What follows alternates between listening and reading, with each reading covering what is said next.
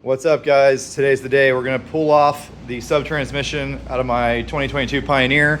That's the gearbox right there. And we're gonna crack it open and install these low range reduction gears, the low and reverse gear. Adam Brown had these made. They're actually manufactured by Craftworks. Very pretty machining, looks like good steel. So hopefully they hold up well. This is a very tiny gear, but I'm sure it'll be fine. Yeah. So first thing we're gonna do is pull the front bumper, pull the winch to get all that out of the way, because I gotta undo the front differential to slide it forward. Once I get the differential forward, we can get the drive shaft decoupled from the sub-trans, the front drive shaft. Then I'm gonna pull all this interior out, this panel right here, to get some better access, unbolt this sub-trans from the transmission, undo all the wiring, drain the oil in it. So that's not the right order, right? Undo the wiring, drain the oil, then unbolt it from the engine. And then we'll throw it on the bench and we'll crack it open. But this video is just gonna be tips and tricks for removing the sub-transmission on a Pioneer 1000. The next video will be installing that gear reduction. It will require some grinding. Yeah, so hopefully you guys find this helpful and useful. And I know the first question I'm gonna get, so I'm just gonna put it out there now, is how much do these gears cost? They are pretty expensive. What makes this mod really expensive is that you need a tune in order to run these gears and have it shift properly. So just the gears, these 3 gears right here from Adam Brown, are $1,100 just for the parts. He's not really selling them to people right now. He's only doing installations, but I got them because, you know, he knows me and he knows I won't mess him up. So $1,100 just for the gears. The tune is $400 and the tuner is $475. So that puts you pretty close to $2,000 to do this mod. So it's expensive. And a lot of people are gonna say, well, you know, portals are only a little bit more money. They give you a lower gear reduction. This is a 28%. A 4-inch portal gives you a 41% if you do the math the same way. So why would I, you know, spend all this money to not get the bigger reduction and the lift? The answer is that this doesn't make your high range slower. This only makes low range slower. So if you trail ride, you can still cruise fast. This doesn't add any weight to the machine. It doesn't add any unsprung weight, and it doesn't add any additional maintenance. Portals are extremely high maintenance, right? You have a gearbox in each wheel. Each gearbox has gear oil. Each gearbox has 4 seals. So that's 16 more seals to worry about. Portals are a pain in the ass. There's a reason I took it off this machine, and I think this is a good mod. I wish you could do it without the expensive tune. That'd make it a lot more palatable for me, because I didn't really need a tune anyway. But we're gonna test the tune out, and that's in a separate video, link in the description below.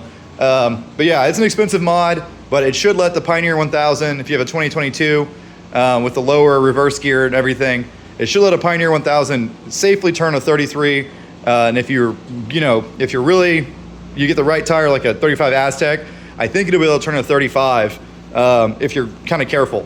If you have a Talon, you can definitely run a 35 with this 28% gear reduction, and you could probably run a light 36 or a 37 if you're careful. Okay, enough yapping. Let's go ahead and pull this thing apart. All right, guys, I just did what I said I was gonna do. That took about, I don't know, 10 minutes. Remove the front bumper, super easy. There's 2 12s and a 14 on each side. Keep your bolts separated.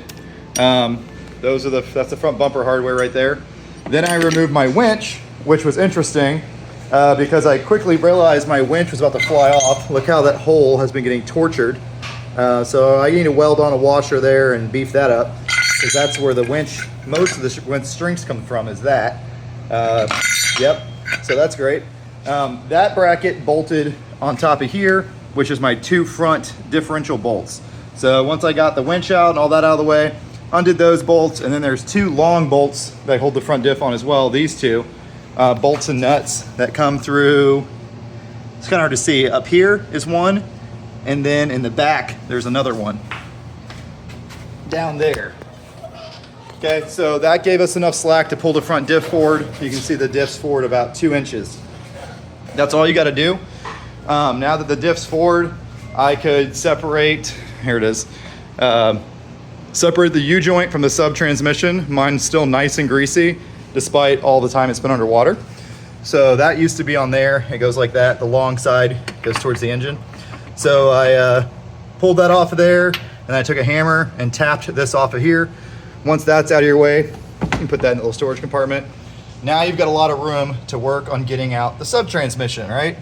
very open down here. Okay, the other thing I did was pull this floor panel out. It's just one giant piece of plastic right here. It's mostly little plastic snaps all the way around. This one and this one were little cap head Allen bolts, but you just undo all those snaps all the way around, yank that sucker out of there. To put it back in, it might be easier to undo a few of these clips on the fender to push this out of the way. I'm not sure how I'm gonna do that yet, but I've never had this off yet, believe it or not, on this machine. It's just been so darn reliable. That's my snorkel pipe. There's my plug I made out at Rancho, and I forgot my snorkel plug. But yeah, pretty nice to work on, this Pioneer. So now we're gonna take off the cable that shifts the sub-transmission and the sensors and the vent lines. So pull off these two tins. I like to leave the arm on there because I like to use it to shift it while I'm rebuilding it. So take off this little cotter pin, take off the cable there. Remove this sensor. I just go ahead and pull the bolt and take the whole sensor and harness off. And then I'm gonna remove this sensor, same thing. I just remove that 10mm bolt and I take the whole thing off. There's two tins that hold that sensor on. But yeah, pretty simple. We'll get that all out of the way, and then we'll start unbolting it and remove the sub-trans.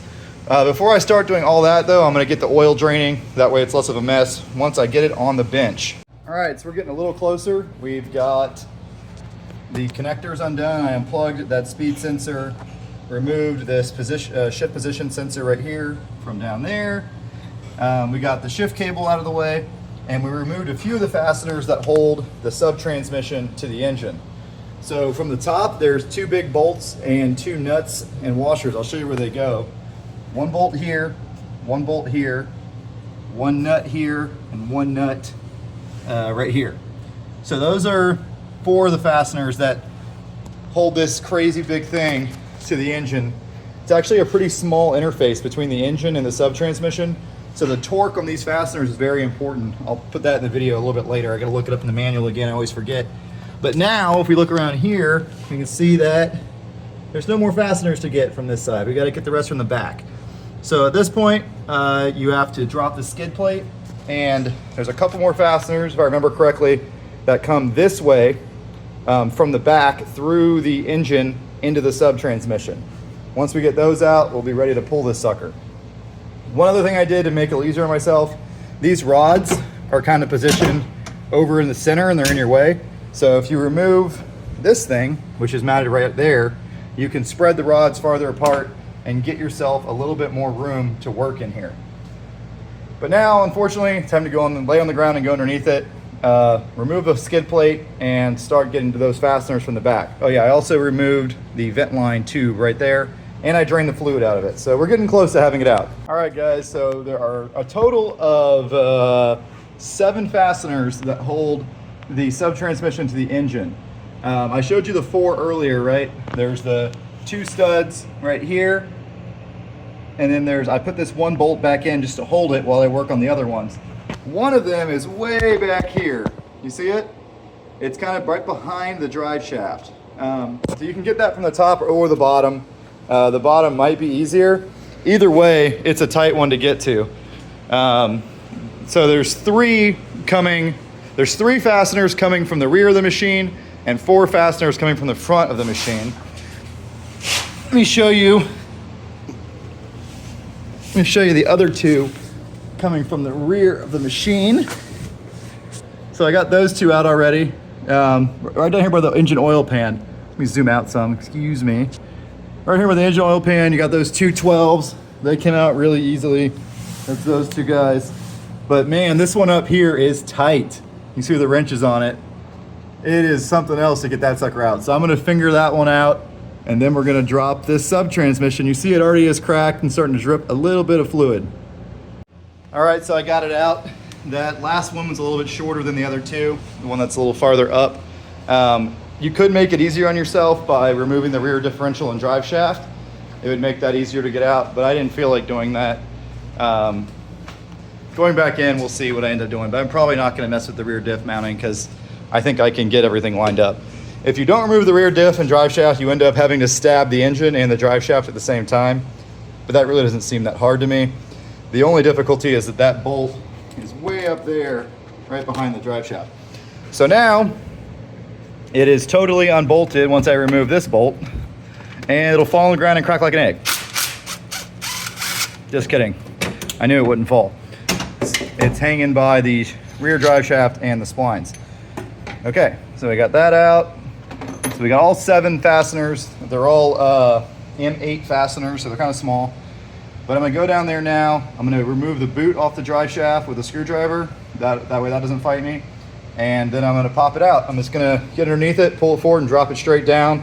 You could pull it out through here, but I already got the skid plate off and stuff, so I'm just gonna pull it forward and drop it straight down. It's pretty simple. Okay guys, so there is the sub transmission on the bench. I did end up removing one of the studs. I'll show you which one I removed. You could remove both. I like to leave one on there because it helps me line up the drive shaft and everything. So these studs, this one was in here, in that hole. And I just removed it because it was sticking out a little far and it was making it hard to get the transmission out. It was hitting the drive shaft. On the Talon, you absolutely have to remove both of those studs in order to get it separated. Now to remove the stud, how do you do it? You just double nut it. So get 2 M8 by 1.25 nuts like this, screw them onto the end, lock them together and remove that stud. If you're interested, that's in my Talon sub-trans video. I've done P5s where I don't remove the studs, but you have to move some coolant lines and it's a mess, so it's easier just remove that stud. But yeah, it's on the bench. I'm gonna crack it open and I'll make a different video installing these gears. As far as putting it back in, just do everything in the reverse order. Things to watch out for when you put it back in. Make sure you put a new gasket here. Make sure you torque all these to specs. I'll put the torque spec in the title and in the description of the video, so you won't be able to miss it. The torque on these fasteners is pretty crucial. Like I said, there's only 1, 2, 3, 4, 5, 6, 7 fasteners, and they're in a small area, and they handle a lot of torque. So torque those down appropriately with new gasket here, and it'll be good to go. Make sure you get your drive shaft boots back on right. You see how mine are nice and greasy? That's how they should look. Make sure those are just as greasy when you put them back in. But yeah, that's about it.